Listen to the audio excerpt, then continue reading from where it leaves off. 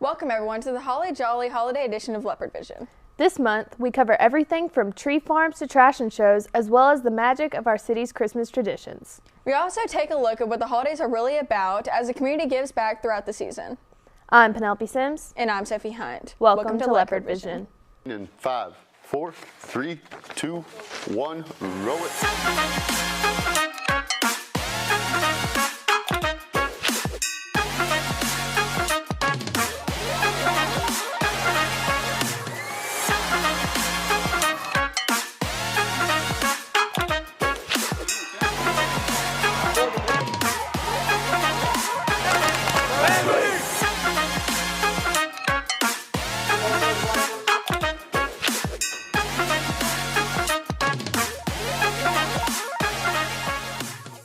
November and December were packed with holiday spirit, full of our community's holiday traditions. The Christmas tree lighting, senior luncheon, and the annual Christmas parade were an absolute success. This year's annual Christmas parade brought great joy and cheer to the community. The parade featured the DHS band and show choir alongside with many breathtaking floats. The parade was filled with lively music, delicious food, and contagious excitement that filled the streets, making it a truly memorable and heartwarming experience for everyone. Twinkling lights, festive decorations, and holiday tunes helped create a magical atmosphere at the D Queen's second annual Christmas tree lighting. We asked Mayor Jeff Brown about how the tradition was started and what it means to bring so many people together. You know, just the smile on the kids' faces and even the adults' faces. I mean, you've got people that, even in a small town, you don't see everybody you want to see all the time. And, you know, you think about them, but it's not, you don't necessarily run into them at Walmart every time you're there. So, you know, people come out, a lot of people gather for this event. People see each other they hadn't seen, you know, 2 or 3 years. They get to catch up. The kids love the cookies. They love the prizes that the city hall girls hand out. And, you know, everybody can just come together and enjoy the Christmas holiday for what it is. 3, 2, 1.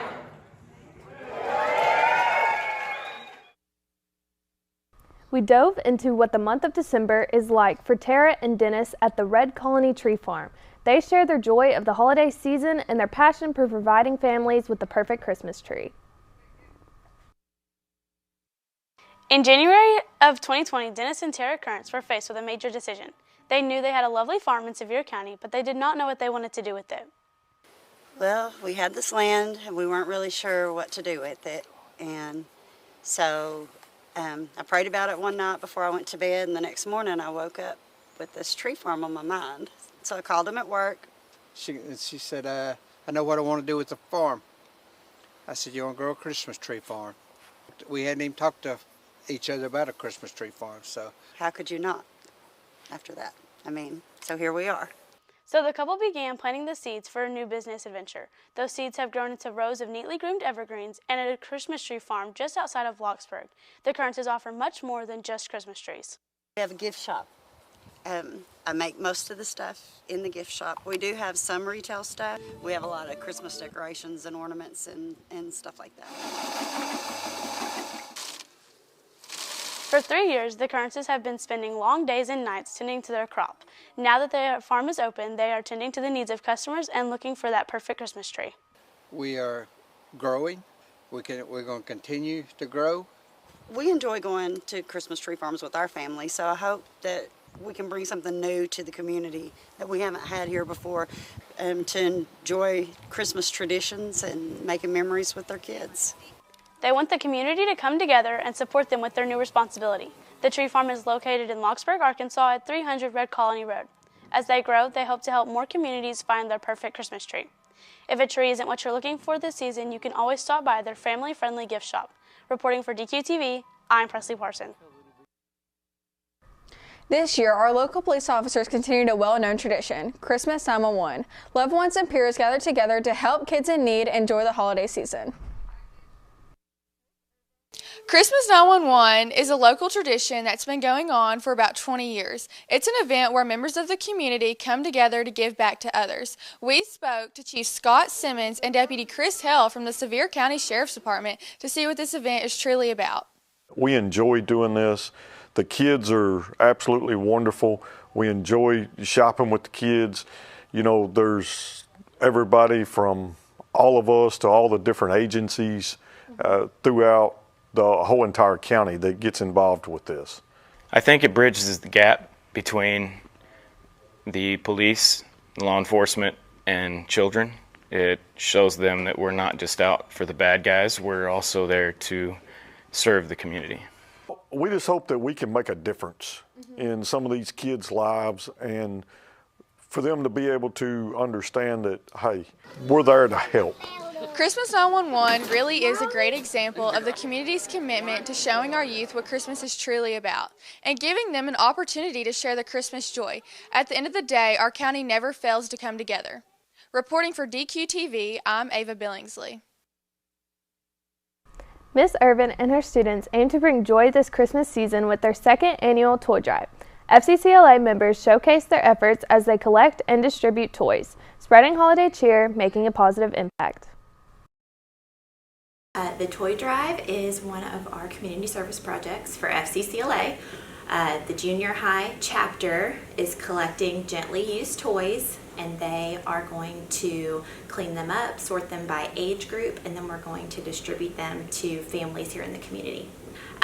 We actually started the toy drive last year, and we kept it just with our members, and members donated toys, and I felt like we could take on a bigger load of donations, and so we chose to open it up to the school district and allow people to donate to help out our families. The Trashion Show was a huge success. Several groups in Miss McMillan's class worked hard to create exciting and innovative pieces out of recycled materials. Groups competed against each other, and judges chose the most impressive upcycled pieces. Antonia Herrera, Perla Empina, Emily Pedronza, and Estelle Sanchez came out on top. For the past 2 weeks, my fashion interior design classes have been learning about unconventional materials and what you can make clothing out of and the process of creating a garment. And so each group chose a different material, and they got to design and sketch and create a garment according to what their materials that they chose. And so then they got to come out and show everybody their designs, and they worked really hard. It took them a long time, but they put a lot of effort into it. We made a cape, and like the main outfit was pretty basic. It was just black, and then it was Western themed. So we had like the little tailgates down the leg, and the cape was like the main piece. Oh, Miss McMillan is awesome. She's really laid back. I spent a good amount of time. Like we came in after some classes, and it was really fun. And then we came out here. I had a little malfunction. Like the back part of my pants fell off, but we got it fixed, and we got to the end of the show. Thanksgiving feast and Christmas festivities have left us with full bellies and even fuller hearts as our senior citizens enjoyed their Thanksgiving luncheon. From entertainment from our DHS show choir and razzle dazzle, our visitors left with smiles on their faces. Now let's get an inside look from Deontay Valeda. We do the luncheon every year for student council, for high school student council. And so I've been a part of student council for 3 years, so I've been doing this for 3 years. I think it's a great time for the senior citizens, just them, you know, having a nice meal while they're watching performances by the show choir and razzle dazzle. Numerous students volunteered to donate blood this month by showing their compassion as they roll up their sleeves to make a difference. By participating in the blood drive, they demonstrate their commitment to saving lives as well as showcasing the power and empathy carried here by many students at D. Queen High School. Miss Marshall is an advocate of End in F in our community. From 5Ks to festivals, she has not backed down from raising her goal of awareness for NF. We spoke with Miss Marshall about her and her daughter's journey in the movement. Miss Marshall is a beloved teacher in our DeQueen Elementary School. She has seen the struggles of NF as her daughter Miley Marshall has been diagnosed with this disorder since birth. We talked with Miss Marshall today to inform us about NF and how the community can help out and support the movement in NF. What is NF? NF is neurofibromatosis. It encompasses 3 different genetic disorders that cause tumors to form on nerves anywhere throughout the body. It can cause issues like deafness and blindness and a whole host of things, anything from learning disabilities to cancer down the road. Over the years, we have done so many different fundraising activities, anything from all sorts of things like coin drives, and we do 5Ks. We have something every year called our annual Fun Fest, Fall Fun Fest, done haunted houses and all sorts of different things. We asked Ms. Marshall how the community can support the movement in NF. Anything, really. Volunteering, showing up, supporting, sharing on social media, any news that you see, but really just being there and showing up and being a part of it. I think our biggest mission is to raise funds and awareness so that people understand and so that there are more funds available for research, because right now there are very few treatments and very obviously no cure available. So the more awareness there is, the more drive for research there is, and the more that the community understands. From humble beginnings to becoming a thriving entrepreneur, Marco Garcia shares his passion for creating delicious breakfast dishes and his unwavering commitment to provide exceptional service to his customers. Marco Garcia moved to Sevier County as a baby. He grew up here and made lifelong friends. He enjoyed it so much he decided to stay and raise a family. He in fact opened up a new business.